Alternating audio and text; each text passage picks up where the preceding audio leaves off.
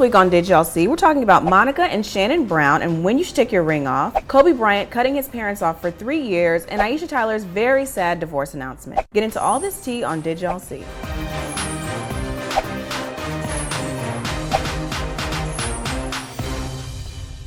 Hello, welcome to another episode of Did Y'all See. Now, as you can tell, we're not in the studio today.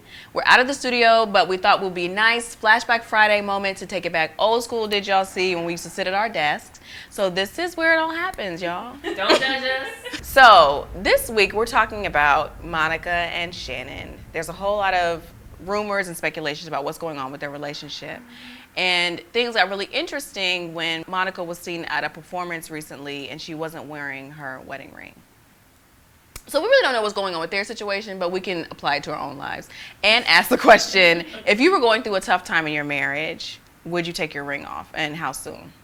I don't know. I wouldn't do it until I had made an actual decision about something, because I know someone who was, she was just frustrated. And when I went and hung out with her, like, she didn't have her ring on, and I noticed, like, oh girl, you don't have your ring on. She was like, yeah, because I gave so-and-so an ultimatum, and I told him if he doesn't do this, like, we're getting a divorce. So I'm in that mindset right now. And then next time we met, she had the ring back on, and I just feel like that's too much. Like, I think if you really want to be done, then fine, do it then. But I think the last thing you want is, especially in their case, I think you don't want to be so messy in a way with it, where the minute something you guys you have your issue, the minute you step out for an event, you don't have your ring on, and you have people speculating it's over, y'all. You know what I'm saying? Because you have kids, right. You have you have more than just you two going on at that point. And so to me, I wouldn't take my ring off until I knew it was a wrap. Yeah, definitely. I will wait until I knew I was done. Hopefully, I will wait until like papers are signed, divorce is finalized, because you're married until you're divorced. So technically, we're still in this. But when it comes to like infidelity and really hurtful things like that, I feel like the ring would be like a reminder, and I might not want to look at it. So it would be hard. But that's weird. I mean, like, it's a reminder. It's like, a reminder you married. That I'm married to a cheating ass mofo. But even if you take it off, you married. And what if y'all got kids? Like in their situation, that's another reminder. Yeah. Taking the ring on and off is just, I don't know, it's like it's not a promise ring. Y'all not boyfriend and girlfriend. This is a marriage. Y'all stood before God and took vows. And one person broke it, but people work through things all the time. Yeah. All the time. And so I feel like they haven't really issued a concrete statement about what they're going to do. So don't send no symbols. Depending on whatever the situation was, and it was a repeated thing that kept happening, and I knew I was done. No. Then fuck that. It's off. It's off. Everything's off. But So you would do it before papers? Yeah, if I'm done. But if it's just shenanigans and it's the drama, then no. Because I had a cousin, the ring was off, then the Facebook name changed, and it came back. It was like, okay. That's when you're like, that's, especially with social media, that's when you're bringing everybody else involved. So I think that is, because it's very messy. And then people be asking you children stuff. Personal, but yeah, like I wouldn't, unless I was like completely done, then all bets are off. Right. Do you think they're gonna work it out? I hope so. I hope so too. But I only hope so if he's serious. Like, don't keep playing, like, cause she is such a nice, sweet, genuine person, and she's been through enough. You don't propose to me, don't play with me, don't let me have your baby if you're not serious. Cause I've already done all of this, and I don't need it. Right. So ladies, this week's What Would You Do comes from our travel trials section, and Lauren, that's all you for real. So tell us about the story. So a young woman's husband went on vacation and left her with their 3-month-old child. He went to San Francisco, had a good time with his friends, and they had full body massages with a happy ending, meaning that the masseuse gave them a hand job at the end. The woman, didn't think it was that big of a deal until the friend told her she thinks it's cheating. And now she's like, is it? So, do you think if your man's getting a happy ending? I don't think nobody should be touching my man's penis. I'm gonna just keep it a buck. I'm kind of jealous. Like, I can't. And it's like, it's a lot. It's just the thought of like first of all, somebody groping you like that, but also like, just them seeing like how you react to things like sexually, it's too much. Like, I would have a problem. The woman was really cool. Very cool with it. I almost wish I could be cool like that, but no, I'm just not with it. No, I'm calling the cops. Oh, I'm shutting that whole shit down. you couldn't call the cops. Oh, the masseuse on the massage. Shutting the whole operation down. Prostitution. Right. Oh. I'm dropping down. Oh. 911 finger strike. Oh. Oh, y'all want to Okay. play? Oh. Y'all want to offer happy You endings? want to lose this license, Right. You want to. No one should know your penis like that except for your doctor and me. And the doctor shouldn't even know what that is. I mean, what's going on? Like, wait, what world is that possible? So can somebody finger me? Is that okay? Like, it's just too much. It's too much. If somebody touches your penis in the middle of a massage, you say, oh, or something like that, and then you stop the massage. You don't just be like, do your thing, you're the professional. Like, you are the expert in this thing. Like, so to me, no, that's cheating. And I don't know if I would call the police, but I would at least break a few things on the way out of the massage parlor.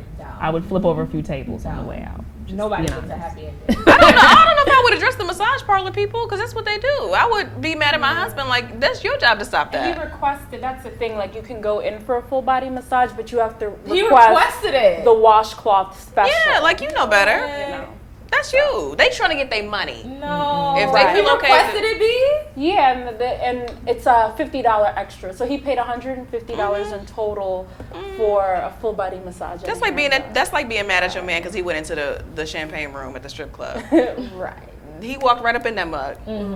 Right, that's right. And that's a lot different than say somebody getting like a lap dance at a club or something, like a private dance. Like somebody's literally But performing a when sexual walked into act this, on you. He walked You into asked it. for it. He asked for it. I'm asking myself, what else do you do? Right. Men are so selfish in the sense that you don't understand like someone's body is healing. So it's like you're that desperate to get an orgasm from somebody other than yourself that it's like, let me drop Somebody other than Let me yourself. drop $150 For a hand job. when I could be buying diapers. Yeah. We have a child. You know, What's $100? Well, that's prostitution. Yeah. Yeah. No, I mean, And if we're going to do that, you could get a lot more for $150. Or you wasted your money. Stupid. So what would you do if this was your situation? Your man gets a hand job at the massage parlor. Do you turn up or do you just let it pass? So did y'all see that ESPN did this really in-depth interview about Kobe and his retirement and what he's going to do next and, the price of his dedication to the sport after all these years, right?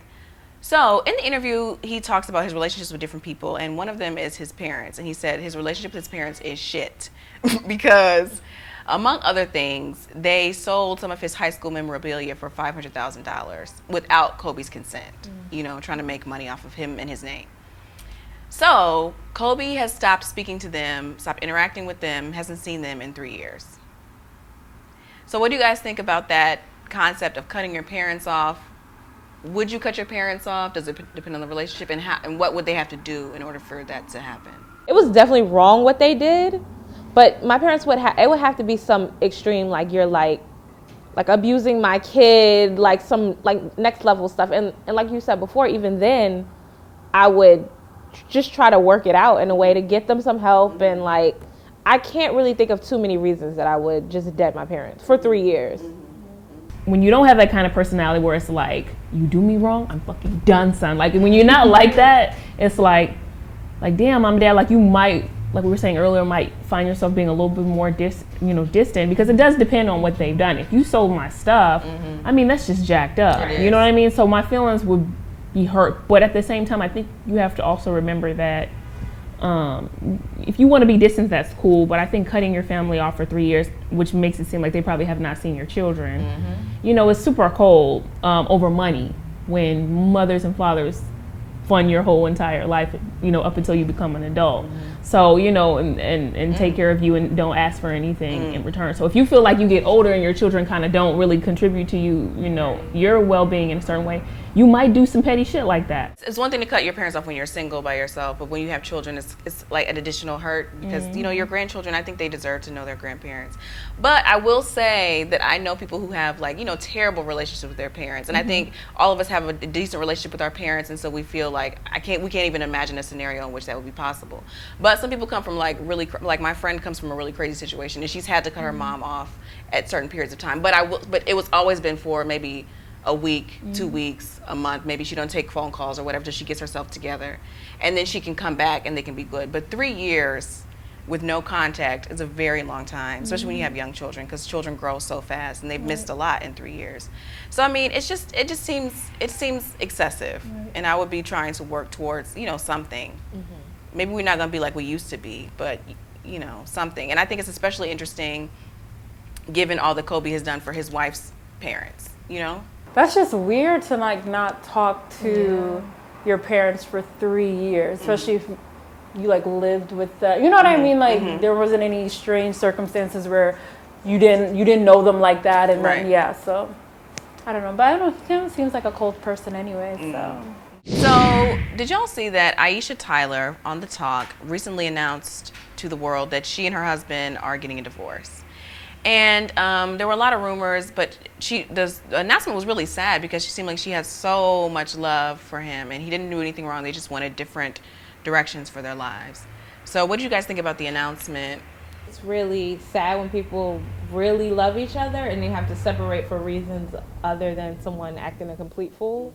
You know what I'm saying? Because it's like, if the love is still there, then it's like, how do you just, like, you could always fall back on, he cheated, he lied, she's mean, she did this, she did that, she changed. But when it's like nothing to be mad about and you have to leave, it's hard. I think it's one of those things that it teaches other people that you have to be very truthful about what you want, and like really honest with your partner, like, this is the lifestyle that I want to live, and this is what I'm going to do, and this is what I'm not going to do, and this is not going to change. If you go into something knowing that you two want totally different things, like you're just asking for a heartbreak, and a lot of time, you know, out the window, you know, from someone's life. So I just, you know, I really felt bad for her, especially when she was crying. Thank you for watching this episode of Did Y'all See? Be sure to let us know what you thought about each one of these stories in the comment section below. And if you liked the video, go ahead and share. Tell a friend. Hey guys, thank you so much for supporting Madame Noire's YouTube channel. For more Did Y'all See, click here. For celebrity interviews, click here.